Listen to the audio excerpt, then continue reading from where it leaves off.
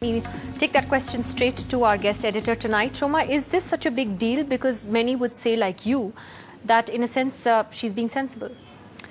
Yeah, Nidhi, because I really think that an inquiry, if we take the two things that she's doing, is that she's asking for a judicial inquiry into Azad's death. And I think that is a very, very valid demand, because Azad was not just the number 3 in the Maoist party. He's not just a feather in the cap, sort of quid pro quo for 76 Jawans dead. He was very much part of the peace process that Chidambaram himself had initiated, So to have him bumped off under suspicious circumstances, you need that suspicion to be laid to rest.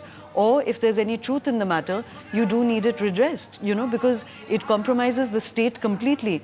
And then how can any person who wants to engage in a constructive way in trying to bring peace get engaged with the state, or with the Maoists? If there's going to be such a breakdown of trust, I think the key thing for everyone to understand here is that here was a man who had become part of the peace process, the back channel that Chidambaram had initiated, and that letters were being exchanged on the government letterhead paper, and Swami Agnivesh was deputed to do that. Now, if that man has been killed, it is for the right of us as citizens to understand under what circumstances that death happened. What about her possible role as a mediator? I mean, do you think that that's something that could happen?